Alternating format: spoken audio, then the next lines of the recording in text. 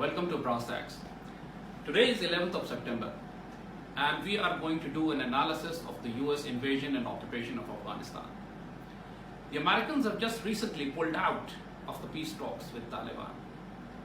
But before we go into the consequences of that, let's see what the Americans have achieved in the last 18 years of this catastrophic blunder of their foreign policy.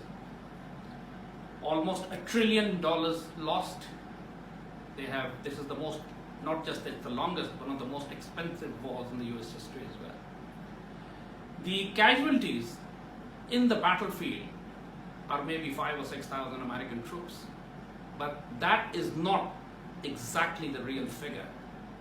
The American casualties through PTSD, post-traumatic stress disorder, is staggeringly high. 23 veterans are committing suicide every day. Almost 8 to 9, 10,000 American veterans are killing themselves because of the stresses of the wars like Iraq and Afghanistan. And what have the Americans achieved? Yes, the military-industrial complex achieved a lot. As I say, the $1 trillion have been invested and spent. They have gone to the weapons manufacturers and bomb makers and private contractors. But what has the American people achieved? Obviously, absolutely nothing. Hundreds of thousands of their young men, very fine young men, have been sacrificed by the military-industrial complex of the US empire. And there is no end to this war now. So where do the Americans go from here? Mr. Orangehead, when he pulled out of the peace talks, it was very flimsy excuse because he said the Taliban have attacked and killed an American soldier. While all the time, when the last few years, when the negotiations were going on, of course they didn't start 6 months ago. The process has been going on for many years. The war has been going on in Afghanistan. Taliban have been attacking the Americans, and Americans in return have been attacking the Taliban. So this excuse is unsustainable, that just because of an attack, Americans are pulling out of the Afghan peace process. So where do the Americans go from here? Point is, they only have 3 options. They have seen it's been 18 years of war. They have not gone anywhere. Their war never had any termination strategy. They came for Al-Qaeda. Al-Qaeda has finished a long time ago. They came to topple the government of Mullah Umar. That government has been toppled, but now has come back with vengeance. And Taliban are running over district after district every week. And very soon you'll find them on the gates of Kabul. Exactly at the same place where they were in 1996, just before they took Kabul actually. So where do the Americans go from here? And what are the consequences and fallout for Pakistan and the region at large? See, the problem is that Americans have no choice here. If they want a face-saving exit, they will have to come back and talk to Taliban to try to form some kind of government in Kabul in which the allies of the Americans today who sit in the Kabul today and the opposition and the resistance, which is the Afghan Taliban, to sort of coexist. The second option which the Americans have is to invest more money, more men, more material, more war equipment into this war and prolong it for another decade. And the third option that the Americans have is to call in a third power to replace them in Afghanistan and do the dirty work, to clean up the dirty mess that the Americans have left. And for that, they are negotiating with India right now. And India has been asked, but Indians of course are not Pakistanis, they are very hard bargainers.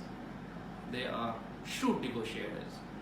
And what the Indians are demanding in return is something that the Americans may find very difficult to give. For example, infinite supply of free weaponry and ammunition, taking over of Pakistani Kashmir, cutting a passage through northern Pakistan to Afghanistan so that Indian logistics can go there. And if Indians bring in something like 2 to 3 divisions of their army into Afghanistan and are willing to die for the Americans, Americans can be sure that Indians are going to extract a very heavy price for this adventure. So How the future would unfold, we don't know yet. But we definitely know one thing as far as Pakistan is concerned, that if the Indians come into Afghanistan, that will be a very fair opportunity that we turn Afghanistan into a hunting ground for the Indian invading forces. Americans, Pakistan was some kind of reluctant, obviously. Pakistan had not been waging a war against the Americans despite the accusations. Americans have not lost in Afghanistan because of Pakistan. Pakistan have been supplying the air bridge and the land routes to the NATO and Kabul regime and American forces. Almost 1 million containers of supplies and equipment have gone inside. Not a single container of weapon equipment and supplies have been given to Afghan Taliban by Pakistan. Afghan Taliban do not run any training areas or base camps in Pakistan. They don't have any refuge or safe areas here. This boogie of Haqqani network and Quetta Shura is all bogus fraud. You don't defeat a superpower because of an hypothetical consultation council living in Quetta or in Pakistani tribal areas. To wage a war, you need a logistics, supplies, manpower, base areas like we had against the Soviet Union in the 80s. Hundreds of thousands of trucks of weapon equipment and supplies were sent in from Pakistan into Afghanistan at that time to defeat the Soviets. No such thing is happening as far as Afghan Taliban are concerned. Yes, American logistics are still on. American air bridge is still there. So if Pakistan has been supporting anyone, it is the Americans Pakistan have been supporting and the Kabul regime, not the Afghan Taliban. So this allegation is obviously ridiculously rubbish. And when Americans actually put an allegation on Pakistan that Pakistan is responsible for their defeat, we take it as an offense. So, as far as Pakistan is concerned, the cost that we have suffered because of our alliance with the Americans is indeed staggering. Much more than what the Americans have suffered. $120 billion in economic losses. The entire Pakistan was turned into a battlefield through terrorism. We have lost over 100,000 people, almost 10,000 soldiers and troops killed in action. And this is the cost that we paid for our alliance with the Americans. And this is something that Pakistan has to very seriously consider now. That are we going to allow the Americans to continue with the turmoil and chaos in Afghanistan so that the terrorist groups created by the CIA and Indian RAW continue to exist and flourish in Afghanistan to wage a permanent war of terror against Pakistan? Should we allow that?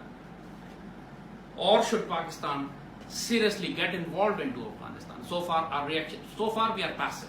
So far the Pakistan has recognized the Kabul regime, Pakistan is cooperating with the Americans. We are not recognizing Afghan Taliban as a legitimate party, even though the Russians, Chinese, Qataris, Turkish, Americans, every country is accepting and talking to them and accepting them as a legitimate party in a war in Afghanistan, except Pakistan. So, what should Pakistan do now? Especially now when the Americans have pulled out of the peace talks. Where should we hedge our bets? And the only option that Pakistan has now is to get fully involved in Afghanistan. Warn the Americans that if the Indians are brought into Afghanistan, Pakistan will go full bore against the Indian forces. Because if we may have some inhibitions against the Americans, we have no such limitations against the Indians. And if Americans try to cut a deal with India, which goes against the interest of Pakistan, like giving India access to political, diplomatic, military support, or giving them diplomatic support to capture Pakistani Kashmir, then Pakistan would respond in ways most appropriate for our national interest, which I don't have to repeat, I don't have to say or go into their details, but the appropriate response would be visible when it comes. The fact is that Pakistan should now openly accept Afghan Taliban as a legitimate party in the war. Allow them to have an office in Islamabad, just like Kabul has an embassy in Islamabad. And Pakistan should very seriously get involved openly, not covertly, openly into deciding what is in the best interest of Pakistan. For the last 18 years, we have been taking the beating. We have only been responding or reacting to demands of the Americans or the changing situation on ground. We were never proactive.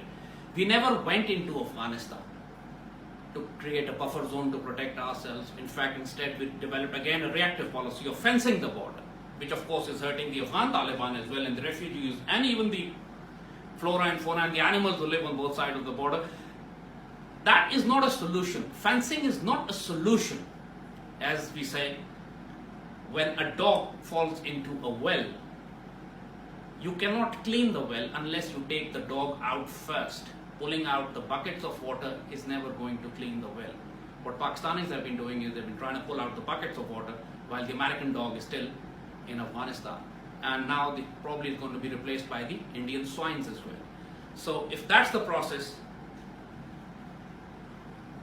then of course, as I said, all bets are off and all wild cards will come into operation. We will not know how the environment and the geopolitical situation in the region is going to turn out, because all the countries, and especially Pakistan, is going to respond as we seem fit, without taking the permission or dictation from the Americans, and certainly not the Indians. See you next time. This is Brass Tacks.